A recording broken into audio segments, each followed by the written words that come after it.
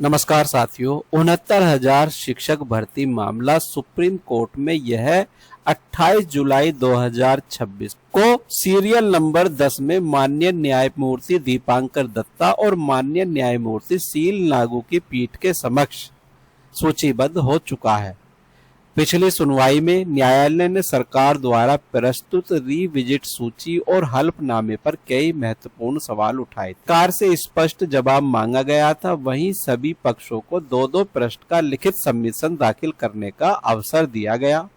अब 28 जुलाई की सुनवाई इसलिए महत्वपूर्ण मानी जा रही है क्योंकि इस दिन केवल लिखित नहीं बल्कि पूरे विवाद की दिशा तय होने की उम्मीद की। आज इस वीडियो में हम विस्तार से समझेंगे कि 28 जुलाई की सुनवाई में क्या क्या मुद्दे उठ सकते हैं, सरकार का पक्ष क्या हो सकता है, अभ्यर्थियों की ओर से कौन कौन से तर्क रखे जा सकते हैं। तो सबसे पहले हम देखते हैं, सामने देख रहे हैं स्क्रीन पर 28/7/2026 सीरियल नंबर 10 पर यह केस लिस्टेड हो चुका है। 69,000 शिक्षक भर्ती विवाद कई वर्षों से न्यायालय में विचाराधीन है। इस भर्ती में आरक्षण, चयन सूची, मेरिट, रिक्त पदों तथा रिविजिट सूची को लेकर लगातार विवाद बना हुआ है और पिछली सुनवाई में न्यायालय ने सरकार द्वारा दाखिल हल्फनामे के कुछ बिंदुओं पर संतोष व्यक्त नहीं किया है और स्पष्ट किया है कि केवल सामान्य उत्तर पर्याप्त नहीं होंगे। इसके बाद सभी पक्षों को लिखित आपत्तियां दाखिल करने का अवसर दिया गया है। 28 जुलाई की सुनवाई में सबसे पहले यह देखा जा सकता है कि सरकार ने अभ्यर्थियों द्वारा उठाई गई आपत्तियों का किस प्रकार उत्तर दिया है। यदि न्यायालय को यह लगता है कि सरकार ने सभी बिंदुओं को संतोषजनक उत्तर दिया है तो आगे मेरिट और अंतिम चयन सूची से जुड़े मुद्दों पर विस्तार से बहस हो। दूसरी ओर अभ्यर्थियों की ओर से यह तर्क रखा जा सकता है कि रिविजिट सूची में अभी भी कई विसंगतियां मौजूद हैं।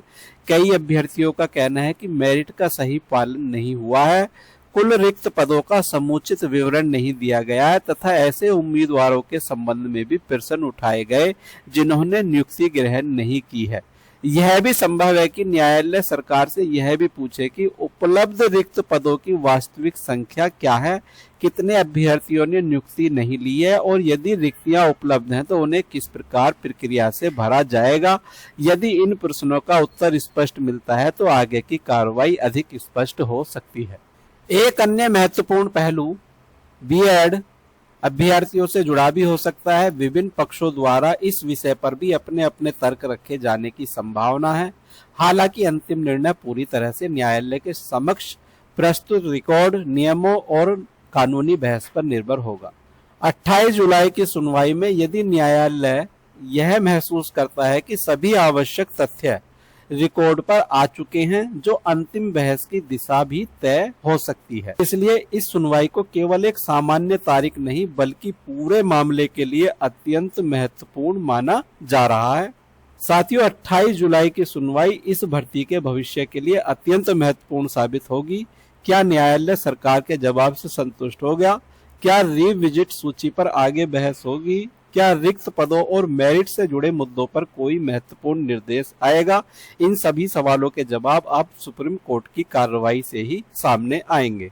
जानकारी आपको अच्छी लगी है तो वीडियो को लाइक करें, वीडियो को शेयर करें और यदि आपने हमारा चैनल सब्सक्राइब नहीं किया है तो चैनल को सब्सक्राइब कर लें। मिलते हैं नई अपडेट के साथ। जय हिंद, जय भारत।